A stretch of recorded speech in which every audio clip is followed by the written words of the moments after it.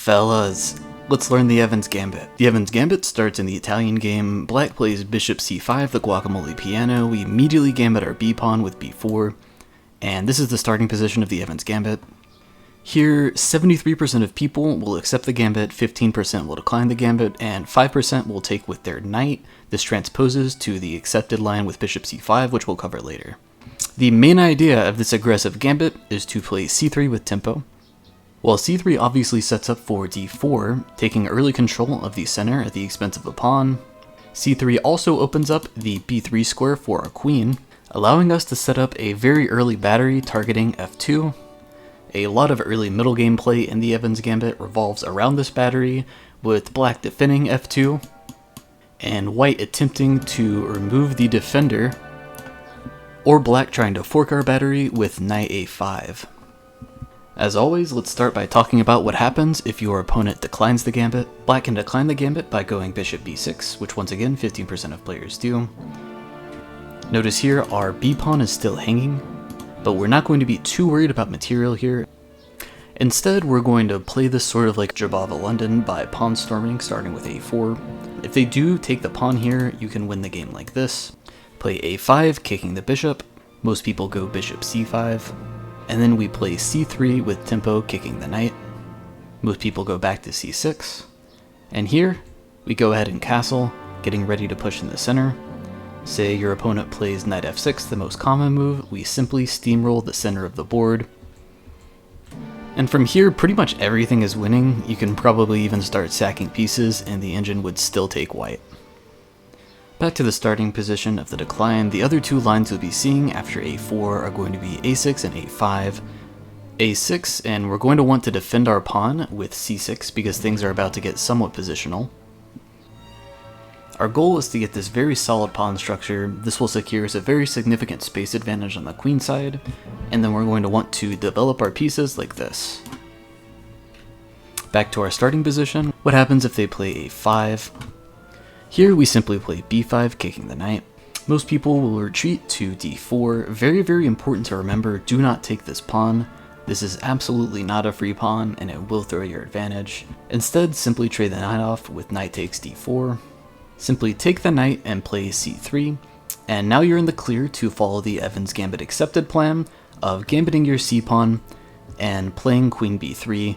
But of course, this time you have a massive space advantage on the queen side, and that knight a5 fork is going to be impossible. Now ready to move on to the Evans Gambit Accepted. Simply play c3 as we discussed, and we're going to start with what happens if they go bishop c5, the most common move at the amateur level, also known as the McDonald defense.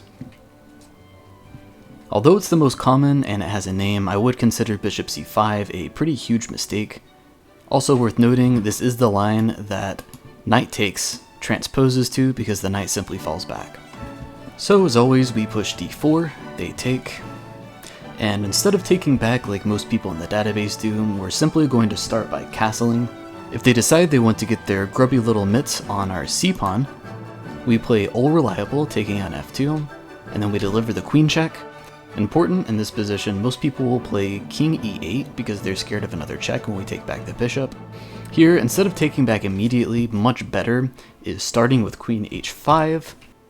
The thing about people in chess is they tend to make consecutive mistakes, and as you can see, almost everyone will completely throw the game by playing g6, opening up their king forever, and then we can take the bishop. And if they don't, no big deal. Simply take with check, and then it transposes. Let's cover what happens if they don't throw the game on move 7. Let's say first they play knight f6, which about 10% of players do. Here we're already winning, we simply take back, winning a tempo on the bishop, and from here we win the game by steamrolling the center and playing for checkmate, exact same as in the decline line. Moving on to the second most common move with 13%, the much more reasonable d6. We simply capture back, scaring away the bishop, and we finish developing our knights with knight c3.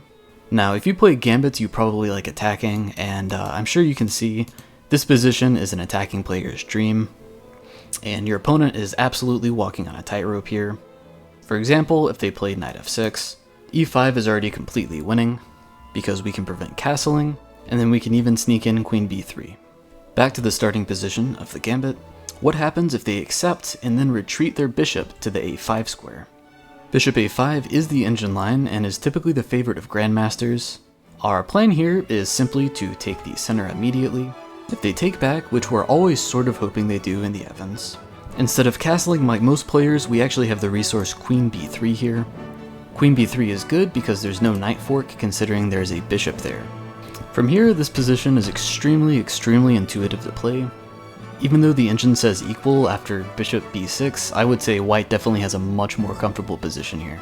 Black accepting the gambit and then retreating their bishop all the way back to e7 is the final variation that we'll be analyzing. This one is a bit of a rare Pokemon, but it is extremely good. Bishop e7 has a pretty strong reputation of being very safe and very solid.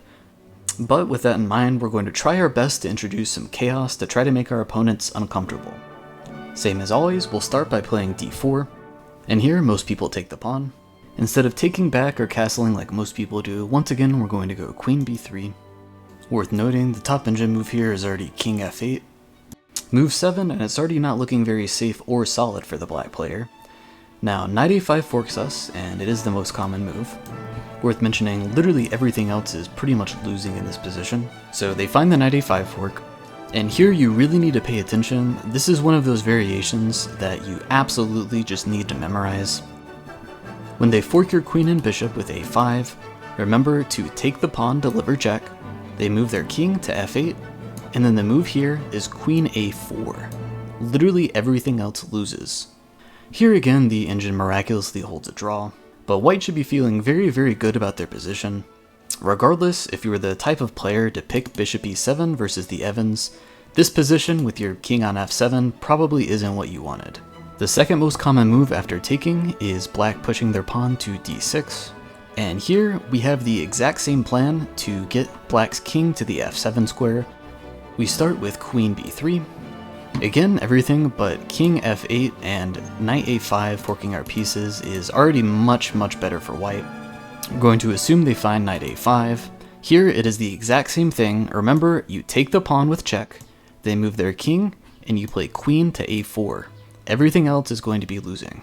Easy peasy, just don't forget queen a4. I see so many people mess this up and lose their bishop for absolutely nothing. The idea is that you're trading off your best minor piece in order to get black's king out, not sacrificing it to get some crazy checkmating attack. Finally, we'll go through a very quick Super GM game, but first I do have a video on my channel called Every Trap in the Evans Gambit, where I used the Lichess database to show every single statistically significant trap within the Evans Gambit. If you play the Evans or are Evans curious, I would highly recommend checking that one out. I promise it will earn you a ton of free rating points. Today's example game is going to be Anand versus Carlsen. This was a rapid game played over the board in 2024, so just last year. Anand accepts the gambit, Magnus plays c3, kicking the bishop, and Anand retreats the bishop back to a5, both because it's a favorite of grandmasters, and also because bishop e7 didn't work out so well against Kasparov. If you know, you know. Instead of playing the immediate d4, Carlsen opts the castle. Interestingly, Lichess is calling this the slow variation. Realistically, these two always transpose because you're always going to play d4 and you're always going to castle in the Evans Gambit. So Magnus Carlsen castles, and here Anand plays a slight inaccuracy, goes queen f6. Not sure if this was some kind of prep, but it's definitely a strange move to play, especially because after we play d4 we'll be able to develop our bishop with tempo. Magnus Carlsen plays d4, Anand develops his knight to the e7 square. I noticed the most common move in the Lichess database is just taking here, and this is an important pattern to know. There's something on f6 and c6, and the pawn's no longer pinned, so we can take. This, yet again, just like the declined line, is going to be one of those lines where we're just going to steamroll the center. Even if they play d6 stopping us, we can still just attack and play for mate. But of course, Vishy's not going to do that, and he develops his knight to e7. And here, of course, Magnus develops his bishop with tempo, leaving the queen really no good squares to go, except to block in his own bishop with queen d6. Already you can see Anand's position really feeling the pressure. Magnus plays the thematic move, queen b3, targeting the f7 square. Anand castles, and Magnus sets up the x-ray with the rook by playing rook d1. After this we have bishop b6 retreating, and then Magnus develops his final minor piece with knight a3, seemingly eyeing the b5 square. Vishy plays the thematic knight a5, forking our battery. And here Magnus plays the equally as thematic Queen A4. Vishy brings his other knight to the queen side. And here Magnus decides to open up the center and attack the queen with his rook. Vishy sets up a battery with Queen C5. The engine calls this a blunder. It wants Queen G6. Very much an engine move, very counterintuitive. But we'll see why that was a mistake in a second. Vishy plays Queen C5, setting up the battery, and here Magnus decides to play Rook D5, prompting on the attack. Vishy takes, Magnus moves his king. Here Magnus is threatening to go Rook F1. The only safe square is going to be B1, and then he comes back and traps the queen. Anand saves him the trouble and goes straight to B1, trapping his queen. They trade some pieces off. Magnus plays Queen A4 once again. Anand plays Knight E3, and the game is pretty much over because Magnus finds the terrific Rook takes B6 tactic, a removing the defender tactic, and then after the rook is taken, he takes the other knight. And here the game is over. With the resignation from Anand, hopefully you could see some of the themes we discussed in the video in the Super GM game. Again, I would highly recommend checking out my Every Trap in the Evans Gambit video. Thank you for watching, and I'll see you next time. Sacrifice the B-pawn, it ain't wrong, it's strong. Open up the file, now the king won't last long. Italian on the board, I'm playing like a dawn. Pressure on the squares, got him thinking all along. Evans Gambit, make a panic. Beast dynamics, got the tactics, can't stand it. Evans Gambit, so manic. Got the bishop flying, this game getting organic.